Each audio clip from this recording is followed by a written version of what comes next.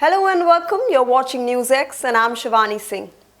War is brutal. We know this.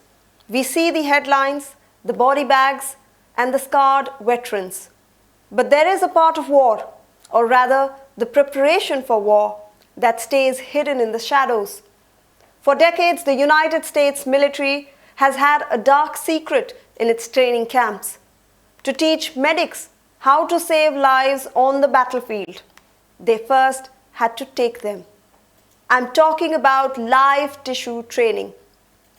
In simple terms, the military would take live animals, mostly pigs and goats, deliberately shoot them, stab them, blow them up, or just burn them, just so that student medics could practice patching up the wounds. Cruel? Undoubtedly. Necessary? The Pentagon used to say yes. But now this is changing. The US military is finally ready to put down the scalpel and the rifle when it comes down to animals. It is moving towards a future where saving a life doesn't start with ending one. Let's look at the facts. For years, the US Department of Defense has been one of the biggest users of animals in medical training. We are talking about thousands of goats and pigs every single year. Why these animals? Because believe it or not, a pig's internal anatomy is remarkably similar to humans. Their skin, their heart, their blood vessels, they react to trauma in ways that, until recently, machines couldn't mimic. The logic was simple. If a medic can stop a pig from bleeding out after an explosion, they can do the same for a Marine in Kabul or Baghdad. But here's the catch. This wasn't just medical research. This was trauma training. Animals were often kept alive while medics practiced multiple procedures on them before finally being euthanized once the lesson was over. For years, animal rights groups, most notably PETA, have been screaming from the rooftops. They called it barbaric and obsolete. And for a long time, the Pentagon turned a deaf ear. They argued that there is no substitute for the stress of a living, breathing organism. So what changed? Why now? The answer isn't just about morality. It's about technology. We are living in the age of AI, haptics, and high-fidelity simulation. The US military has realized that a plastic mannequin can now be more human than a goat. Take, for example, something called the cut suit. It's a wearable simulator. A person, an actor wears it, and a medic can perform a real surgery on it. It bleeds, it screams, it has internal organs that can feel real to touch. Then there are synthetic cadavers. Companies are now building human models with synthetic bone, muscle, and skin that react exactly like yours or mine. Think about the advantages. A pig doesn't tell you if you're hurting it. A pig's anatomy, while similar, isn't identical. A simulator can be programmed with 1,000 different scenarios. It can be shot in the exact same spot 10 times until the student gets it right. You can't do that with a living animal. The Pentagon's memo is clear. By 2025, or even sooner, for certain branches, the use of live animals for combat trauma training will be phased out in favor of these human-based methods. Here is a bit that might surprise you.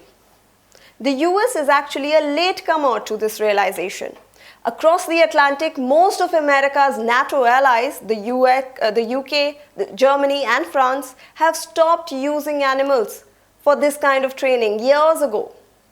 They had moved to simulators and fresh frozen cadavers, human bones donated to science.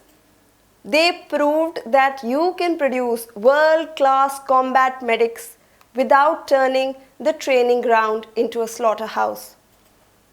So why did the US hold on for so long? Tradition is one reason. The military is a giant machine and it moves very slowly.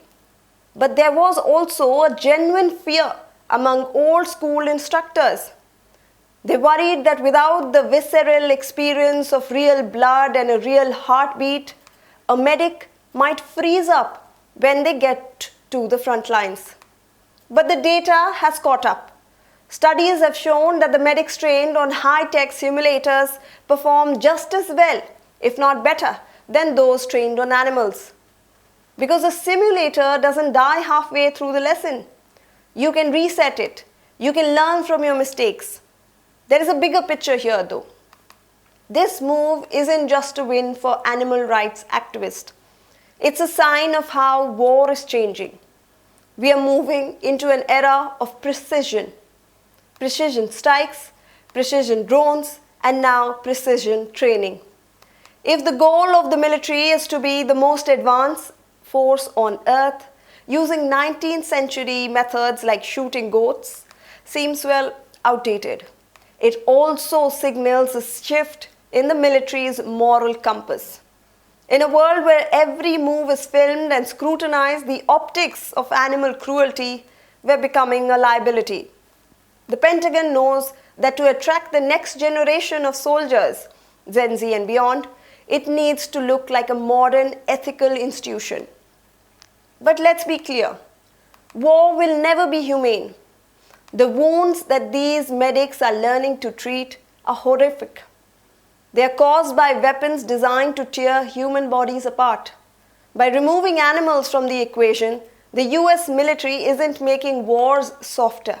It's just making the path to the battlefield a little less bloody for those who didn't sign up for the fight. The transition won't happen overnight.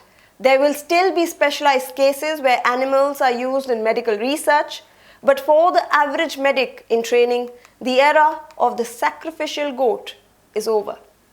It's a rare moment where technology and ethics meet on the same battlefield, and for once, everyone wins. Thank you for watching.